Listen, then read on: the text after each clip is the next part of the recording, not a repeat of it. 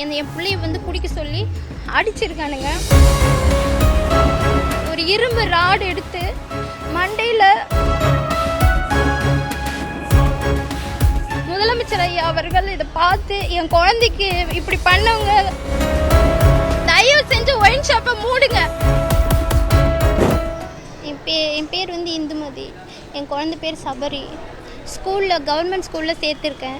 சொக்கும்பாளையம் பிரிவில் கவர்மெண்ட் ஸ்கூலில் தான் சேர்த்துருக்கேன். அவன் ஹாஸ்டலுக்கு அங்கேருந்து காலையில் ஒரு 9 மணிக்கு லிஃப்ட் கேட்டு ஏறி இருக்கான். 2 பசங்க, 2 பேர் 2 பைக்கில், இன்னொரு பேர் 2 பேர் ஒரு பைக்கில், மொத்தம் 2 பைக்கில் வந்திருக்கானுங்க. கூட்டிகிட்டு சோமனூர் வரைக்கும் சோமனூரில் ஒயின் ஷாப்பில் போய் பாட்டில் வாங்கியிருக்கானுங்க. பாட்டில் வாங்கிட்டு என் பிள்ளைய குடிக்க சொல்லி அடிச்சிருக்கானுங்க.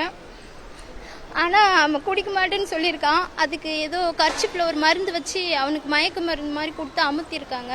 அப்படியே அரை மயக்கத்திலே புளியை தூக்கிட்டு போய் அங்கே ஒரு காரணம்பேட்டைன்னு ஒரு காட்டுக்குள்ளே கூட்டிகிட்டு போயிட்டு அவனை குடிக்க சொல்லி அடிச்சிருக்காங்க. மறுபடியும் அரை மயக்கத்தில் இருக்கிற குழந்தை அப்படியே அமைதியாக இருந்திருக்கான்.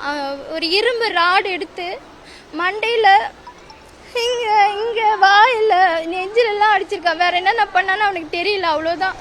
அவ்வளோதான் அவனுக்கு தெரியுது. பாதி மயக்கத்தில் இருந்திருக்கான். போட்டு அடிச்சிருக்காங்க. 4 பேரா, ஒருத்தர் 2 பேர் இல்லை, 4 பேருமே நல்ல ஹைட்டு, நல்ல வயசு, தெரிஞ்ச வயசு, குடி போதையில் என் குழந்தைய போட்டு அடிச்சிருக்கானுங்க. இதை முதலமைச்சர் ஐயா அவர்கள் இதை பார்த்து என் குழந்தைக்கு இப்படி பண்ணவங்க கண்டிப்பாக தண்டிக்கணும். நல்ல நீதி கிடைக்கணும். அவ்வளோதான். எனக்கு வேற எதுவுமே வேணாம். அவங்க எதுவுமே யாரையும் இப்படி பண்ணக்கூடாது. அவ்வளோதான். முதலமைச்சர் ஐயாவுக்கு இது மட்டும் நான் தெரிவிச்சுக்கிறேன். நான் பஞ்சில் வேலை செய்கிற வைண்டிங் ஓட்டுறேன். என் ஹஸ்பண்ட் பைலர் வேலை பார்க்குறாரு. அது நெருப்பில் கஷ்டப்படுறாரு. அவர் பேர் வெங்கடேஷ். இந்துமதி.